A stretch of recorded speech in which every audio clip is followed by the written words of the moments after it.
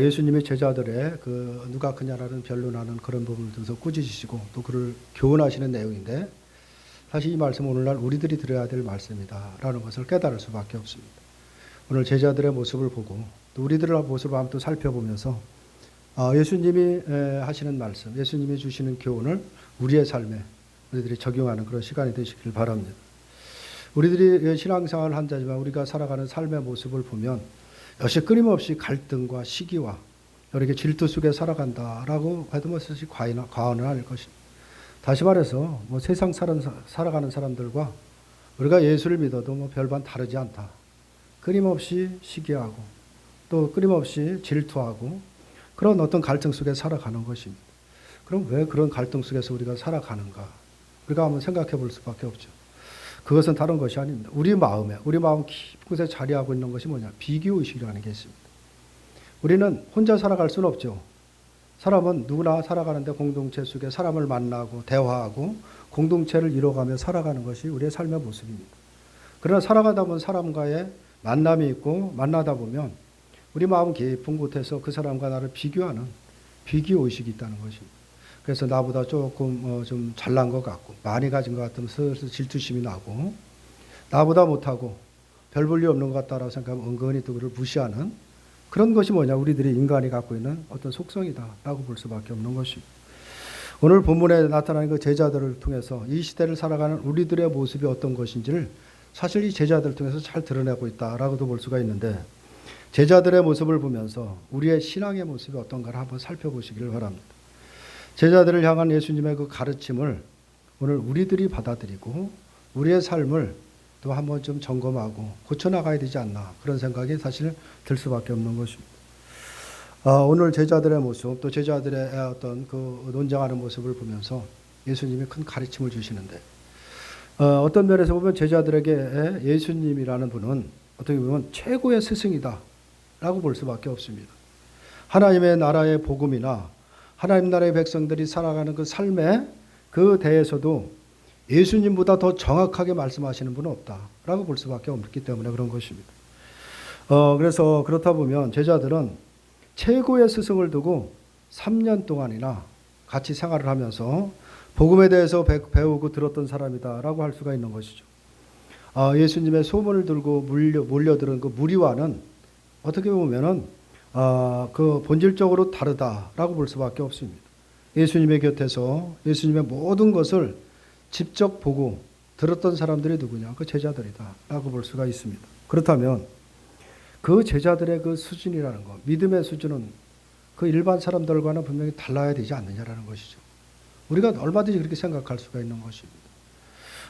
하지만 성경을 보게 되면 제자들의 그 수준이라는 것은 그동안 그들이 예수님에게 함께 하시면서 듣고 배운 사람이 맞는가라고 싶을 정도로 정말 형편없는 그런 믿음의 모습을 계속해서 보여주고 있다라고 볼 수밖에 없습니다. 우리가 지난 시간에 나눈 말씀처럼 귀신 들린 아이를 고쳐주지 못한 것은 그렇다라고 칠더라도 오늘 본문 말씀을 보면 누가 크냐? 이 부분에 대해서 논쟁을 하고 있는, 변론을 하고 있는 것을 보면 그 제자들의 그 수준을 의심하지 않을 수밖에 없는 것입니다. 정말 예수님과 함께하고 예수님과 동거동록하면서 예수님께 가르침을 받은 사람들인가 할 정도로 형편없는 모습을 보여준다라는 것이죠. 본문에는 제자들의 수준이 어떤가를 보여주는 또 하나 이야기가 있는데, 그것은 어떤 사람이 주의 이름으로 귀신을 쫓아내는 일을 하고 있음에도 불구하고 자기들과 함께 따르지 않는다는 그 이유로 그 일을 금하게 했다라는 그 모습을 또 보여주고 있습니다. 누가 크냐라는 이 문제로 변론이 일어났다라는 것은 제자들이 서고 높고 낮음을 견주며 경쟁하는 관계로 전락했다라는 것이죠. 다 같은 그 제자들이 다 예수님의 12명이 다 예수님의 함께 교훈을 받고 가르침을 받았지만 같지 않다라는 것이죠. 너와 나는 다르다.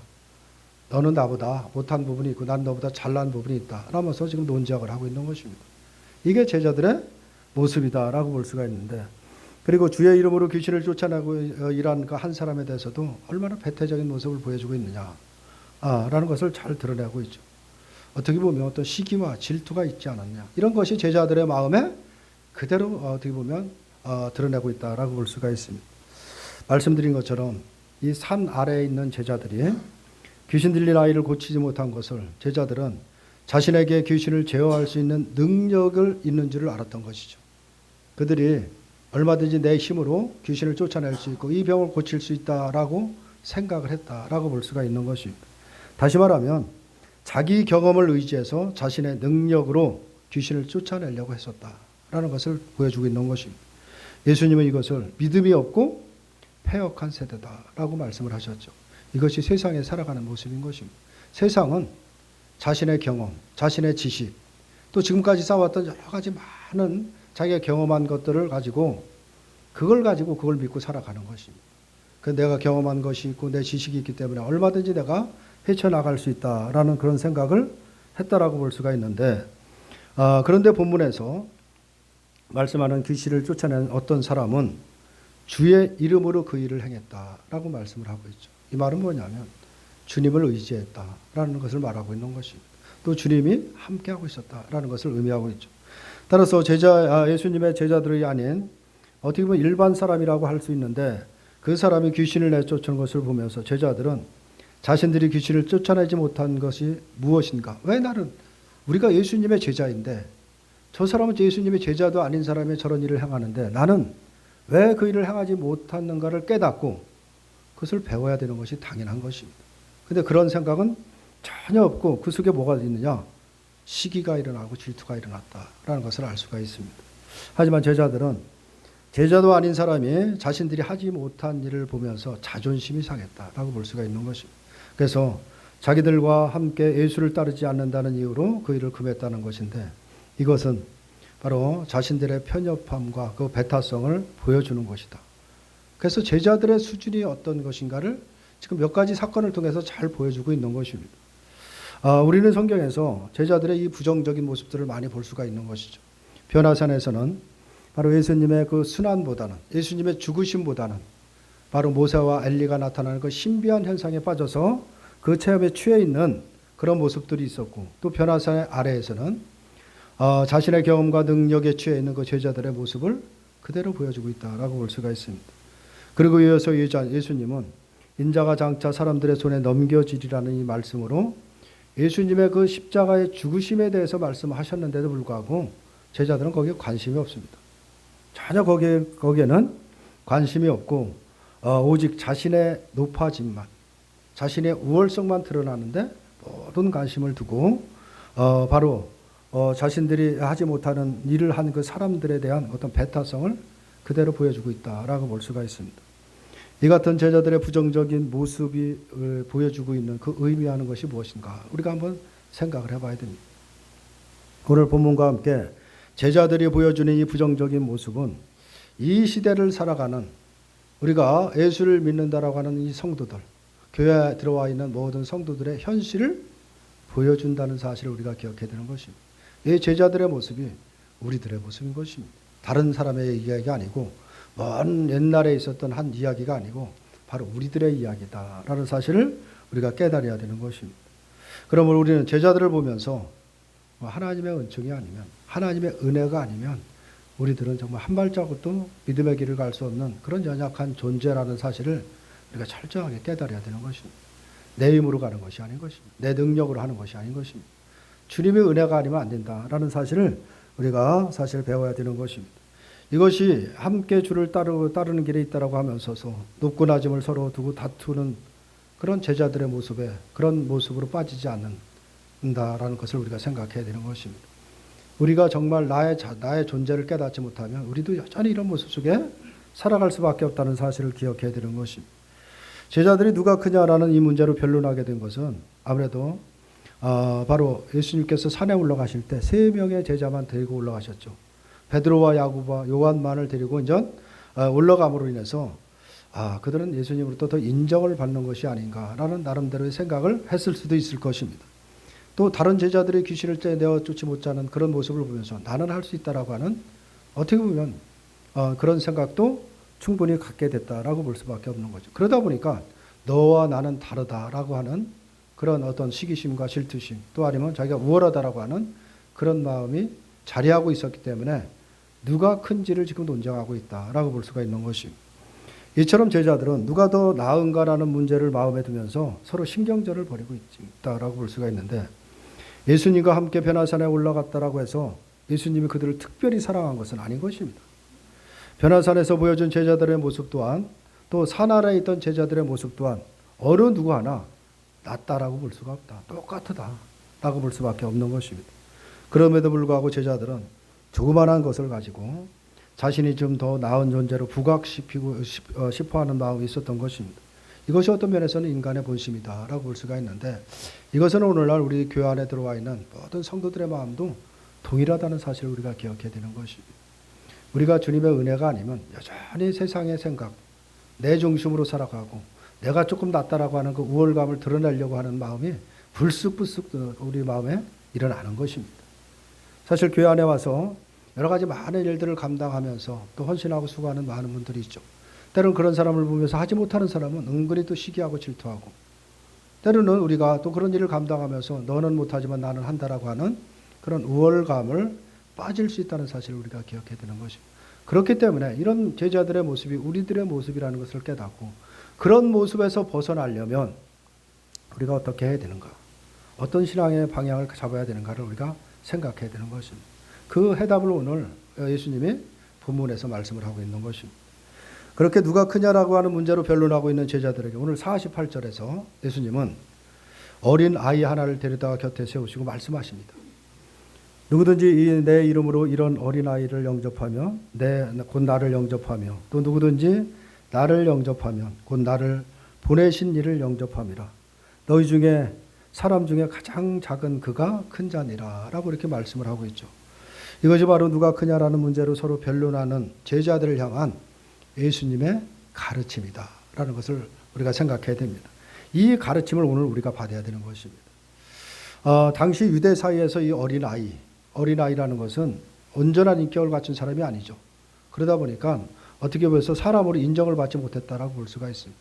사람의 수를 계수할 때도 어린아이는 계수를 하지 않았습니다. 그렇게 어린아이는 어떻게 보면 제자들의 관심을 두고 있는 큰 사람과는 어울리지 않는다라고 볼 수가 있죠. 그런데 예수님은 그런 어린아이를 곁에 세우시고 어린아이를 영접하는 것이 곧 예수님을 영접하는 것이다 라고 말씀을 하고 있는 것입니다. 그리고 그 예수님을 영접하는 것이 나를 보내시니 하나님을 영접하는 것이다 라는 것을 지금 말씀을 하고 있는 것입니다. 이처럼 사회적으로 낮은 자리에 있고 작은 자로 여김을 받으면 무시되었던 그 어린아이를 세우시고 영접하라고 이렇게 말씀하시는 것은 단지 어린아이를 무시하지 말고 그냥 대접하라 라는 그 차원에서 말씀하시는 것이 아닌 것입니다. 바로 무시의 대상일 수밖에 없는 그런 존재를 나와 동등한 존재로 받아들인다는 것은 이 세상의 질서가 아니다라는 것을 보여주고 있는 것입니다.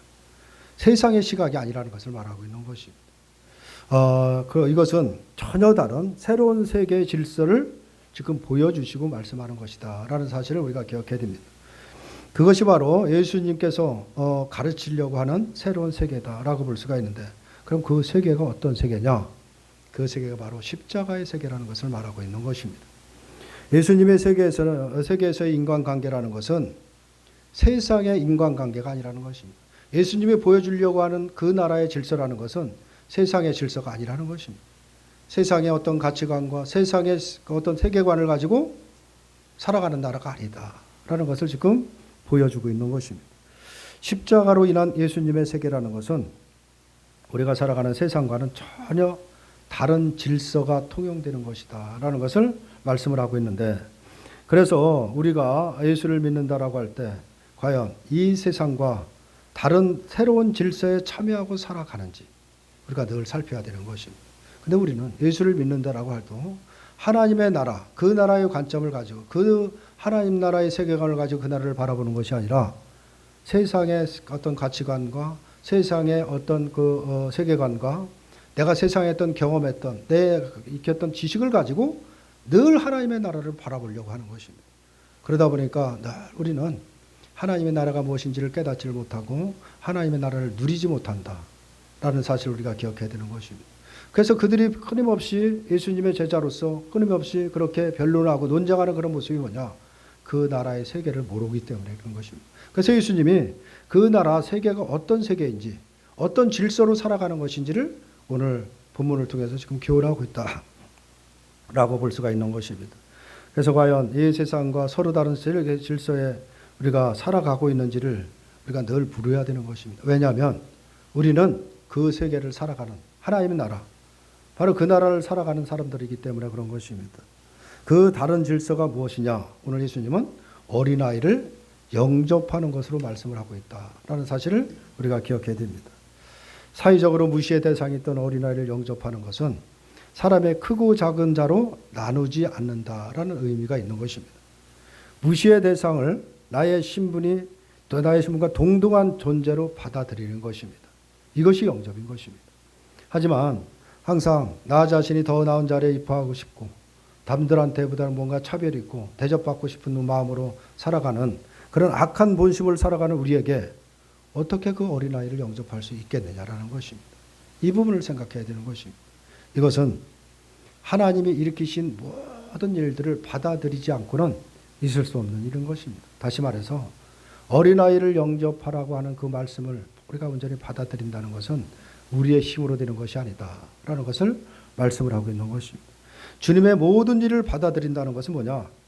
바로 나의 낮아지심을 깨닫지 않고는 받아들일 수가 없는 것입니다. 나의 존재, 내가 어떤 존재인지를 깨닫고 내게 어떤 은혜가 어떤 사랑이 임하는지를 깨닫지 않고는 그걸 받아들일 수가 사실 없는 것입니다. 우리는 좀 더 나아지고 싶은 마음으로 살아가죠. 그런 마음으로 우리가 늘 말씀도 보는 것입니다. 그러다 보니까 하나님의 말씀을 온전히 받아들이지를 못하는 것입니다. 말씀을 받아들일 때도 내게 유익이 되는 쪽으로만 받아들이고 내게 조금 내게 거부 반응을 느낄 만한 말씀이 있으면 여전히 쳐내는 것이죠. 쳐내고 내가 필요한 말씀만 받아들이는데 그것은 신앙생활도 아니고 그 말씀을 온전히 받는 것이 아닌 것입니다. 우리는 늘 하나님의 말씀을 받게 되면 내게 유익이 되고 나를 좋게 하는 말씀보다 나를 찌르는 말씀이 많습니다. 나를 괴롭게 하는 말씀이 많습니다. 정말 그 말씀을 피하고 싶은 말씀들이 더 많은 것입니다. 근데 우리는 그런 말씀들을 온전히 받아들이지 못하는 것이죠. 왜 그러냐? 나의 존재를 깨닫지 못했기 때문에 그런 것입니다. 내가 어떤 존재인지를 깨닫고 나를 하나님이 어떻게 사랑하시는지를 깨닫게 되면 정말 모든 것을 내려놓고 겸손한 마음으로 낮아져서 주님의 말씀을 그대로 받아들입니다. 그것이 진리이기 때문에 그대로 받아들이면서 그 삶을 적용해 살아가는 것인데 그것을 우리가 못하죠. 그러다 보니까 이렇게 어린아이를 영접하라고 하는 이 말씀도 거부 반응을 들을 수밖에 사실 없는 것입니다. 그래서 어린아이를 영접한다는 것은 완전히 낮아지심을 의미하는 것을 말하고 있는 것이기 때문에 그것이 주님을 영접하는 것이고 바로 주님을 영접하는 것이 바로 하나님을 영접하는 것이다 라고 말씀을 하고 있는 것입니다. 이런 점에서 성도는 이 낮아짐이라는 이 기적의 사건이 나에게 날마다 일어나기를 소원하고 살아가야 되는 것입니다. 내 육신적인 생각을 버려지게 하시고 내가 욱하는 마음, 내 중심으로 살아가고 내가 높아지려는 그 마음을 날마다 죽일 수 있는 것은 뭐냐? 주님의 은혜밖에 없는 것입니다. 주님의 말씀밖에 없는 것입니다. 말씀을 나를 비춰면서 날마다 그 말씀을 통해서 내가 쳐낼 것 쳐나고 깎일 것 깎이고 겸손하게 낮아지고 낮아지고 나라 누구나도 내가 우월한 존재가 아니구나. 정말 먼지만도 못한 존재이구나.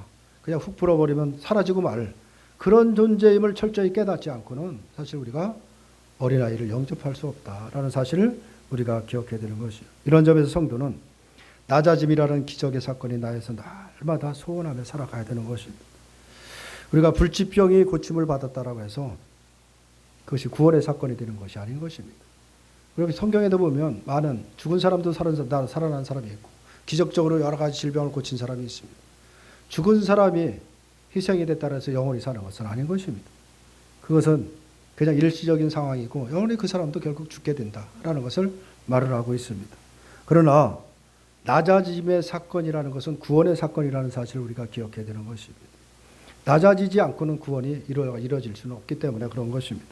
그런 낮아짐은 바로 예수님의 능력으로만 가능한 사건이고 이것은 산을 명하여 바다에 옮겨지라고 하는 그 기적보다도 더 월등한 기적의 사건이라는 사실을 우리가 기억해야 되는 것입니다. 예수님이 그러기 때문에 제자들에게 그냥 어린아이를 영접하라고 말씀하시지 않습니다. 오늘 말씀을 보면 내 이름으로 영접하라는 말씀을 하고 있는 것입니다. 다시 말해서 예수의 이름으로 어린아이를 영접할 것을 말씀을 하시죠. 예수의 이름으로 우리가 이루어지는 모든 일들은 우리가 성경을 보면 어떤 병을, 어떤 기적적인 사건이죠. 병을 고치거나 귀신을 쫓아할 때 예수의 이름으로 우리가 하늘 행하는 것을 볼 수가 있습니다. 그것은 다시 말해서 어떤 능력을 행할 때 사용하는 것입니다. 그런데 예수님은 예수의 이름으로 이 어린아이를 영접하라고 이렇게 말씀을 하십니다. 그것이 무엇을 의미하는지 우리가 이해를 해야 되는 것입니다. 먼저 우리가 생각해야 될 것은 어린아이를 영접한다는 것은 예수의 이름으로 병을 고치고 귀신을 쫓아내는 능력의 사건이라는 것을 말하고 있는 것입니다. 다시 말해서 기적에 속한 일이라는 것을 우리가 이해를 해야 되는 것입니다. 그렇게 우리가 우리의 힘으로 우리의 의지로 되어지는 일이 아니다라는 것입니다. 다시 말하자면 인간의 본심으로는 불가능한 일이다라는 것입니다. 어른에 있어서 어린아이는 자신에게 아무런 도움이 되지 못할 뿐더러 어찌 거추장스러운 그런 어떻게 보면 그런 번거로운 대상일 수밖에 없는 것입니다. 그런 존재를 마음으로 영접한다는 일은 우리로서는 할 수 없는 일이다 라고 볼 수밖에 없죠. 바로 주님의 능력으로만 가능한 것이다 라는 것을 말씀을 합니다. 그래서 그것이 기적이고 이 기적의 사건이 일어나는 건 그 현장이 바로 하나님의 나라다라는 것을 말하고 있는 것입니다. 그 어린아이를 받아들일 수 있는 그런 기적의 사건이 등장하는 그 세계가 새로운 세계를 말하는 것입니다. 새로운 질서가 통용되는 세계다라는 것을 말씀을 하고 있습니다. 예수님은 제자들을 누가 크냐라는 문제를 다투지 아니하고 어린아이를 영접할 수 있는 어떤 훌륭한 사람으로 만들겠다. 그런 의도로 지금 말씀하는 것이 아닌 것입니다. 자신을 타인과 비교하면서 누가 더 나은지 시비하는 현상, 그 세상이 아니라 어린아이도 영접하는, 다시 말해서 큰 자 작은 자 시비가 없는 새로운 차원의 세상을 보이시겠다라는 것을 말씀을 하고 있는 것입니다. 제자들은 그 세상을 바로 십자가, 예수님의 십자가로 말미암아 보게 된다라는 것을 알 수가 있습니다.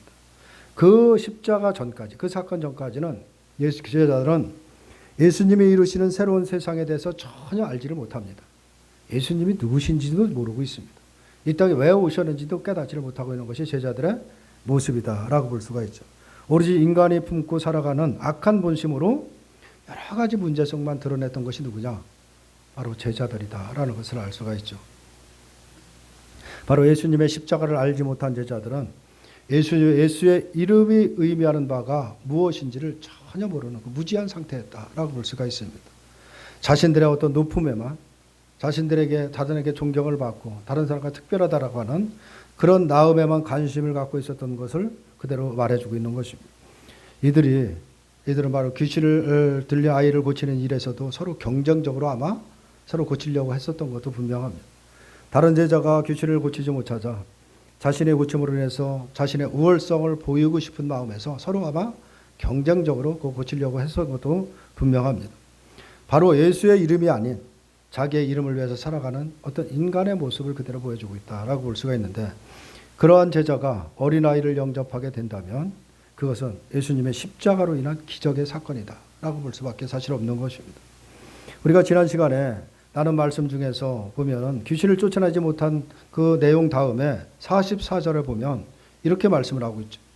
이 말을 너희 귀에 담아두라. 인자가 장차 사람의 손에 넘겨지리라 하시되 라고 하고 45절에서 그들이 이 말씀을 알지 못하니 이는 그들로 깨닫지 못하게 숨긴 바 되었습니다. 또 그들은 이 말씀을 묻기도 두려워하더라 라는 이런 말씀을 하셨죠. 예수님의 죽으심에 대한 말씀을 듣고도 전혀 깨닫지 못했다라는 것을 지금 말씀을 하고 있는 것이거든요. 근데 그 사건 다음에 바로 누가 크냐라고 하는 이 변론이 일어나는 말씀을 하는 것은 그건 뭘 말하고 있느냐면 십자가를 알지 못한 자의 관심이 어디를 향한지를 지금 보여주고 있는 것입니다. 하나님의 그 은혜를 깨닫지 못하고 경험하지 못하면 그 마음의 중심을 어디를 향하느냐?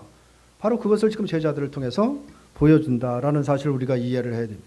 성도는 십자가를 알게 될 때 분명히 깨닫는 것이 있습니다. 십자가의 은혜를 경험하게 되면 분명히 깨닫는 것이 뭐냐? 구원은 오직 예수 그리스도로 되어진다라는 것을 반드시 깨닫게 되는 것입니다. 그런데 우리가 이것을 모르는 사람은 없죠. 구원은 예수님을 통해서 이루어진다는 거 우리가 더 잘 알고 있습니다. 하지만 구원이 오직 예수님으로 되어지는 것이라고 한다면 그것은 우리끼리 누가 더 나은가의 문제로 시비한다. 그럼 아무런 의미가 없다는 것도 깨닫게 되는 것입니다. 구원이 예수님만으로 가능하다면 그것은 모든 인간이 스스로 힘으로 구원될 수 없다는 것이 분명한 것이기 때문에 누가 더 낫고 누가 더 많은 것을 이루고 내가 많은 것을 가졌다. 그것은 사실 아무런 그것 때문에 시비할, 그것 때문에 질투할 이유가 없다라는 것을 깨닫게 되는 것입니다. 그것을 깨닫는 것이 바로 주님 안에 있는 성도의 관계다라는 것을 말씀을 하고 있는 것. 새로운 질서를 살아가는 성도들이다라는 것을 말하고 있는 것입니다. 그것이 교회인 것입니다. 주님 안에 있는 자들은 누구나 다 동등한 것입니다. 다 죄인이고 주님의 은혜 가운데 거듭나서 우리가 주님 전에 나와 우리가 서로 교제하는 것입니다. 거기에서 누가 낫고 누가 부족한 사람 없는 것입니다. 무슨 일을 해도 그건 내가 한 것이 아니고 하나님의 은혜 가운데 하나님이 하신 일인 것입니다. 그것을 깨닫는 것입니다. 그렇기 때문에 누구 때문에 시비하고 누구 때문에 늘 질투할 일은 전혀 없는 것이 주님 아니고 새로운 질서를 살아가는 것이고 바로 교회 아니라는 사실을 우리가 놓쳐서는 안 되는 것입니다.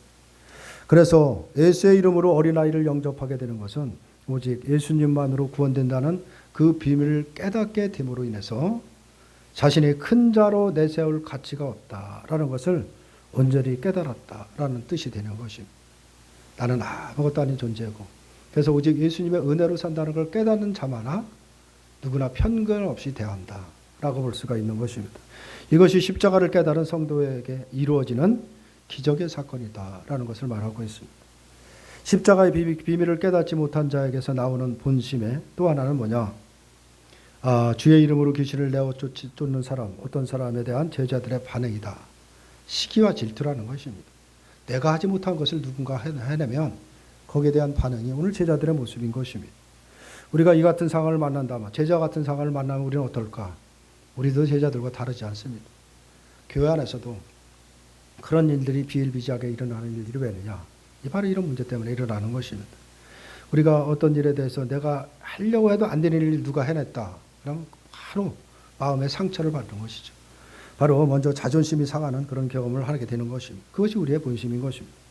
상대가 나보다 더 나은 자로 부각되는 것을 참지 못하고 마음 깊은 곳에서 상대에 대한 시기와 분노를 일어나고 있다라고 볼 수가 있죠.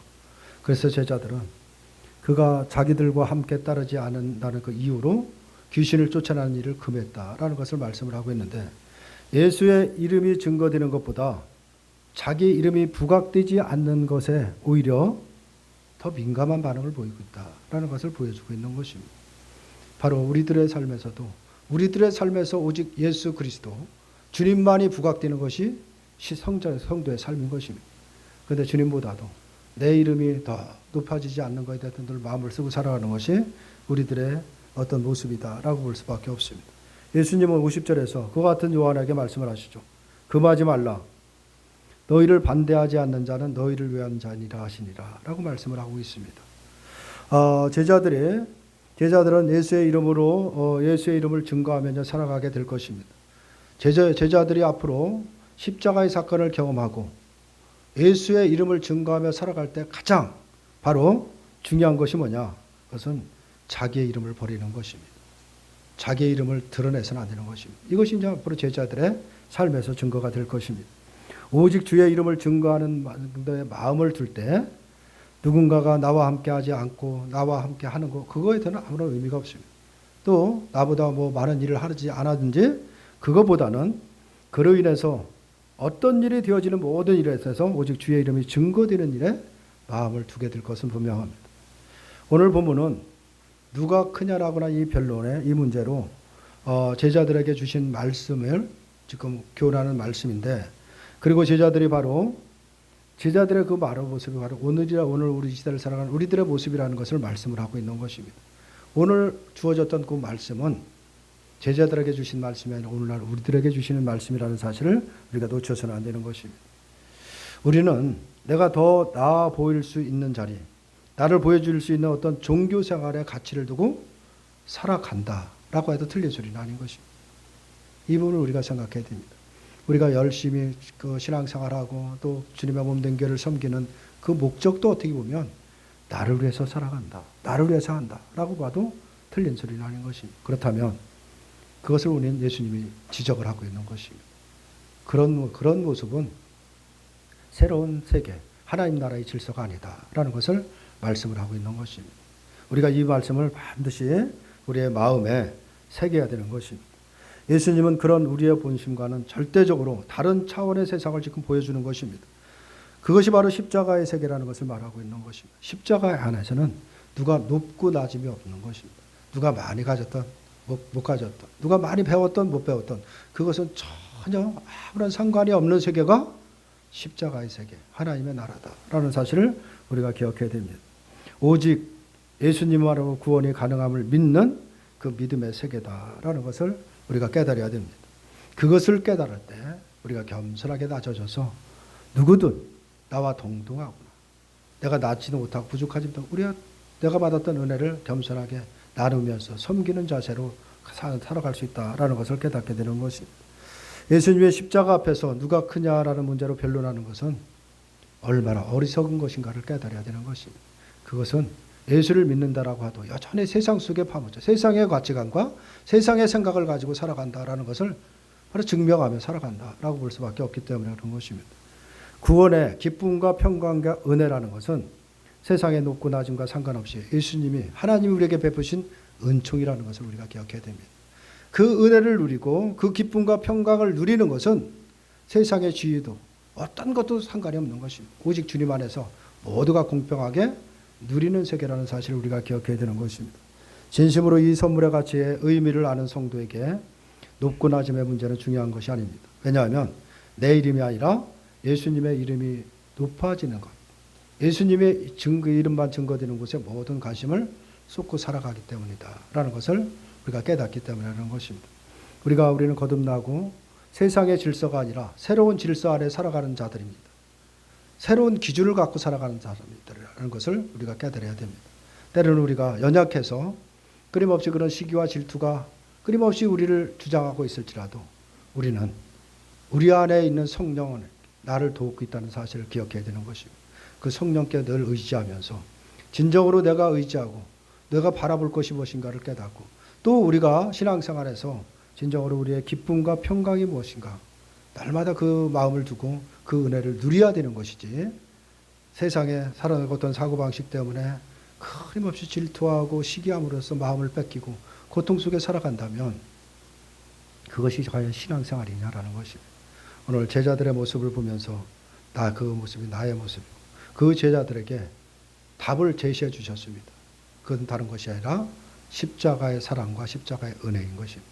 그 부분을 우리는 경험된 자라는 사실을 깨닫고 하루하루 살아가는데 정말 주님만을 높아지면 그것이 나의 기쁨이고 나의 즐거움이라는 사실을 가지고 그 마음을 갖고 우리가 살아간다면 누구든 받아들일 사람이 없고 못하실 사람이 없고 누구든 못 살길 사람이 없는 것입니다.